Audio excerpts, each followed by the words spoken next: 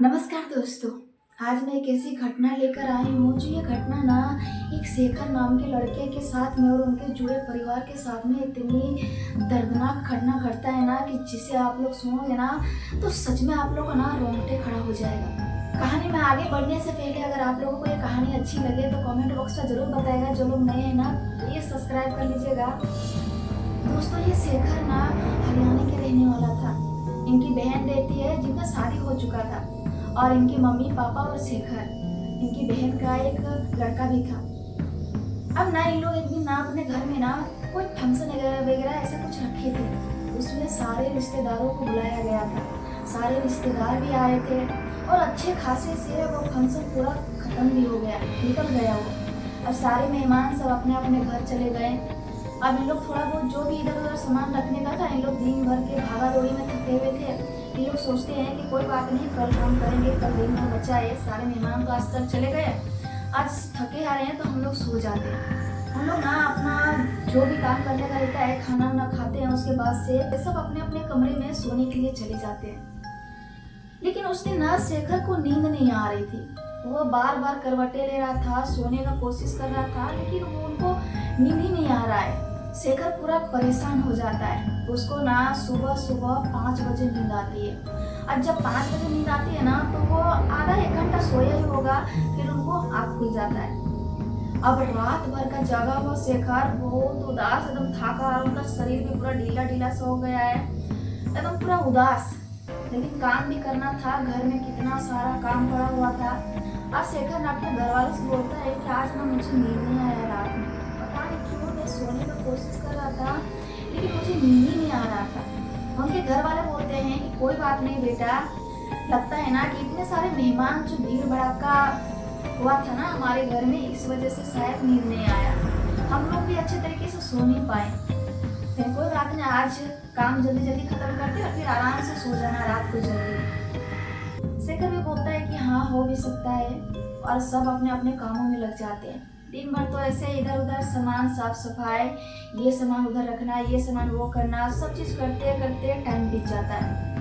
शाम जैसे होता है, खाना वाना खाते और सब कोई फिर अपने अपने कमरे में चले जाते हैं सोने के लिए। उनकी बहन और भांजा एक कमरे में सोने के लिए जाता है और सब जितने भी उनके घर में परिवार थे सब अपने अपने कमरे में सोने जाते हैं। ये शेखर भी ना अपने कमरे में सोने के लिए चला जाता है। जैसे शेखर उस रात सोने का कोशिश करता है ना तो उनको क्या लगता है कि उनके सामने बिल्कुल कोई ना खड़ा है। और जब ये शेखर देखता है तो वहाँ पे कुछ भी दिखाई नहीं देता है।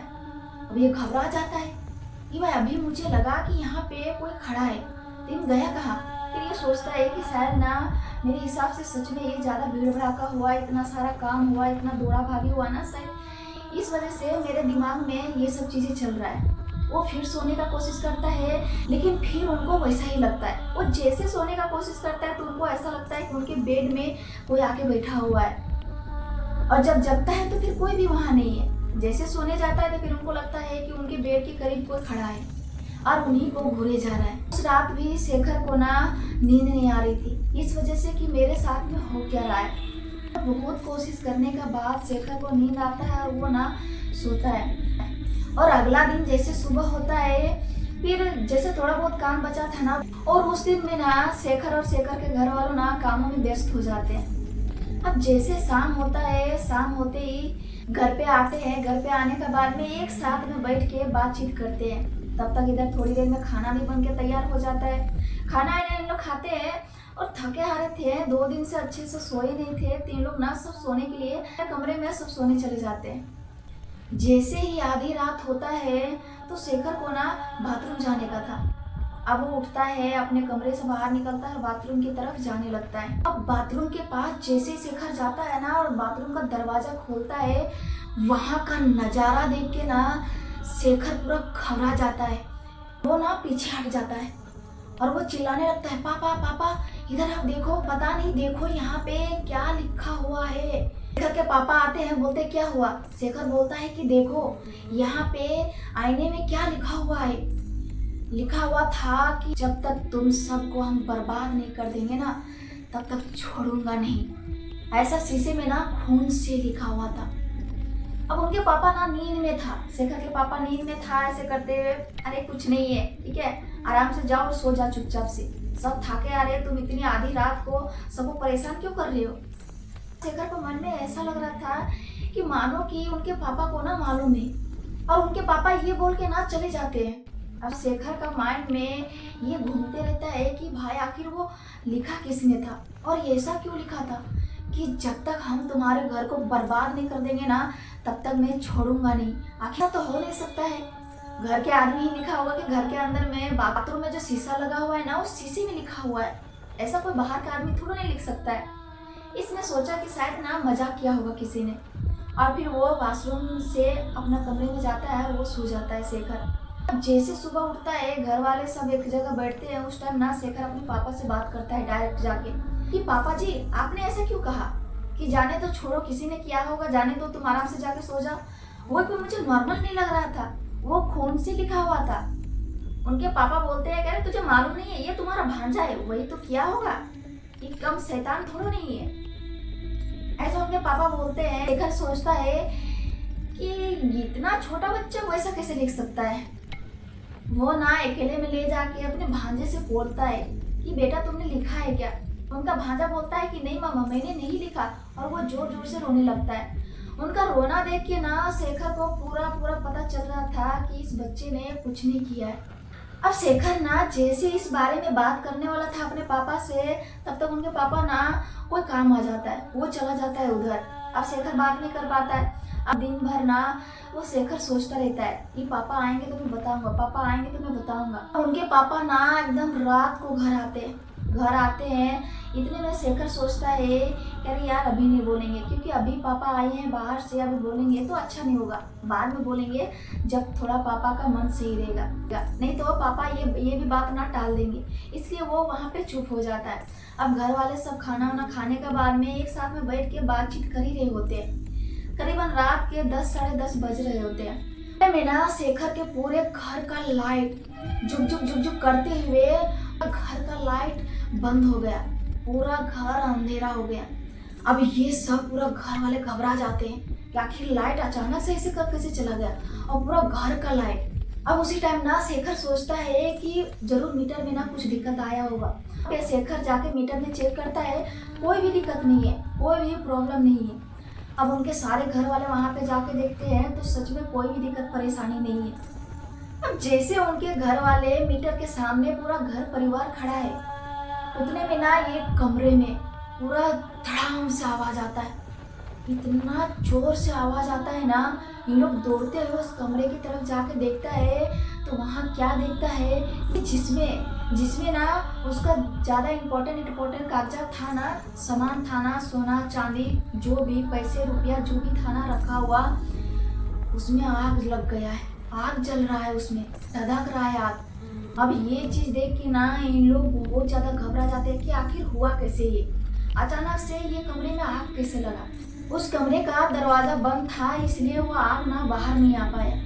कमरे में जितना कीमती सामान रखा हुआ था सारा जल के खत्म हो गया। अब इन लोग ना आपस में डिस्कस कर ही रहे होते हैं कि आखिर ये हुआ कैसे, हम लोग सब परिवार तो एक साथ में थे, इस कमरे में आग कैसे लगा। उतने में ना ये शेखर के फोन में ना मैसेज आता है। उसमें मैसेज क्या आता है, ये कैसा लगा मेरा मजाक। ये शेखर ना देखता है, जैसे मैसेज बोलता है देखो पापा देखो, ये कोई आम बात नहीं है, ये देखो हमारे घर में क्या हुआ उनको कैसे पता, हमारे पड़ोसी को कैसे पता चला।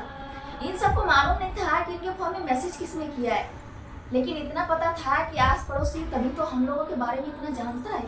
शेखर के पापा भी ना अपने मन में ये सोचने लगा कि हाँ ये तो बात बिल्कुल सही है, बाहर वाले को हमारे घर में क्या हुआ नहीं हुआ ये कैसे पता चल जाए, क्योंकि हमारे घर परिवार तो हम लोग सब एक साथ में हैं। अब इनके पापा ये सोचने लगे थे कि जरूर ये पक्का ना कोई हमारे जान पहचान का है, जो हमारे साथ में झगड़ा हुआ होगा वो हमसे बदला लेने के लिए ऐसा कर रहा है। पहले तो उसने लाइट बंद किया, उसके बाद से मेरे इस कमरे में आके आग लगा दिया जहाँ मेरा कीमती सामान रखा हुआ था।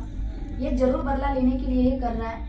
उनके पापा ना पुलिस को फ़ोन करते हैं, पुलिस भी आते हैं। वहाँ का वातावरण देख के वो पुलिस वाले ना काफ़ी दिनों तक तहकीकात करते हैं, लेकिन उनके हाथ में कोई प्रूफ या कोई सबूत नहीं मिलता है। शेखर के घर में ना रोज़ अजीब अजीब चीज़ें हो रही थी।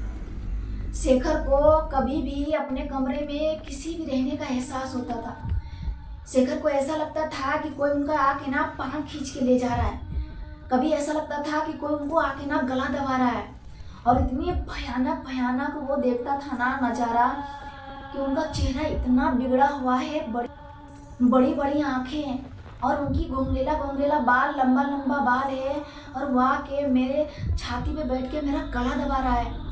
शेखर चैन से सो नहीं पा रहा था। शेखर और शेखर के घर वाले बहुत ज़्यादा परेशान हो रहे थे, क्योंकि पुलिस भी कुछ नहीं कर पा रहा था, क्योंकि पुलिस के हाथ में कोई सबूत ही नहीं लग रहा था। अब इतने में ना इनके घर का जो ये सारी घटनाएं, ये सारी जो बातें चल रही थी ना, ये बात ना एक रिश्तेदार के यहाँ पहुँच जाता है और वहाँ से एक दादाजी जैसे आदमी आते हैं इनसे मिलने के लिए। इनसे मिलने आते हैं कि भाई क्या चल रहा है, क्या दिक्कत है, क्या परेशानी है।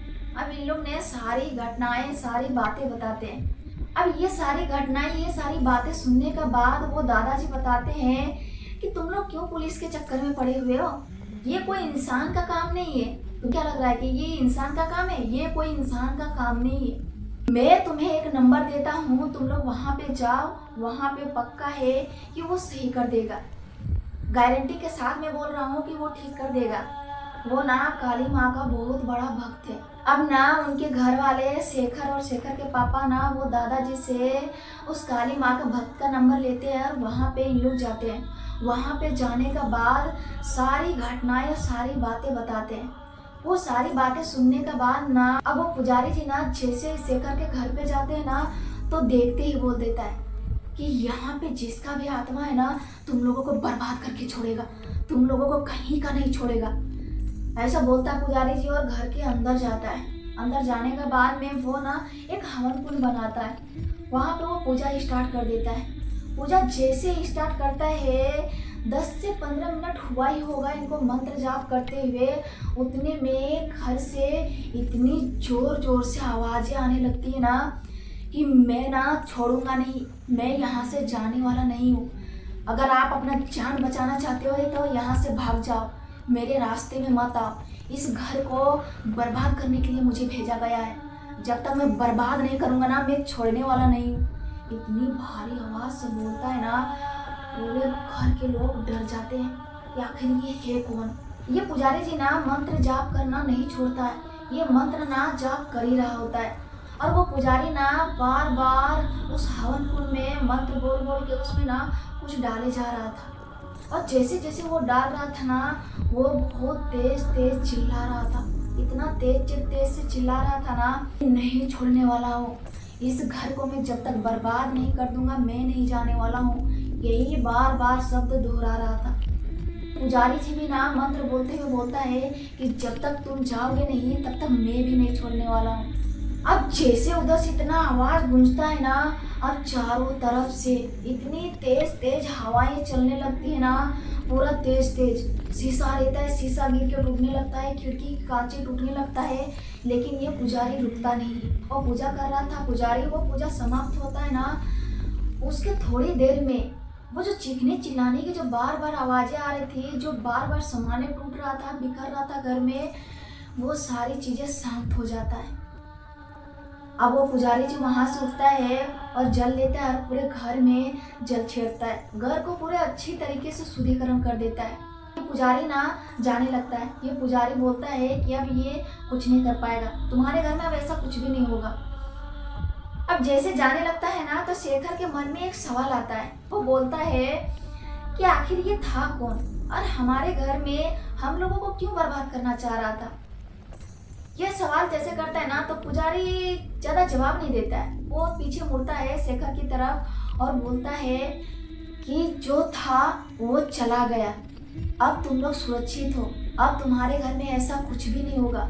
लेकिन ध्यान रखना, अगर तुम लोग अपने आप को बचाना चाहते हो तो ध्यान रखना, किसी भी रिश्तेदार को मत बुलाना, नहीं तो तुम लोग बचोगे नहीं। जिसने भी भेजा था ना, वो तुम्हारे रिश्तेदार में से कोई था। अब ये चीज सुन के ना शेखर और शेखर के घर वाले के पैरों तले जमीन खिसक जाता है। ये घर वाले ना ये चीज सोचने लगते हैं कि बता, पड़ोसी रहता तो अलग बात है कि चलो पड़ोसी से झगड़ा हुआ है, इस वजह से उसने हमसे बदला लेने के लिए ऐसा किया है, या फिर मेरा दोस्त ने ऐसा किया होता कि चलो हमारे साथ में वो बात नहीं कर रहा, या फिर गुस्सा था कोई भी चीज का, तो वो एक बात अलग है। लेकिन रिश्तेदारों को हमने क्या बिगाड़ा कि रिश्तेदार ने हमारे साथ इतना भयानक खेल खेला। और उस दिन से ना उन लोग सतर्क हो जाता है। उस दिन से उन लोग किसी भी रिश्तेदार को अपने घर में नहीं बुलाता है। कोई भी पार्टी फंक्शन हो जाए बुलाता नहीं है। जो अपने अपने जो भी जिनसे ज्यादा विश्वास है ना उसी को बुलाते उनके घर वाले, बाकी कोई भी रिश्तेदारों को अपने घर नहीं बुलाते। दोस्तों ये घटना कैसी लगी कमेंट बॉक्स में जरूर बताइएगा। जो लोग नए हैं ना प्लीज सब्सक्राइब कर लीजिएगा। फिर मिलते हैं दोस्तों अगले वीडियो में, तब तक अपना ख्याल रखिए। बाय बाय दोस्तों।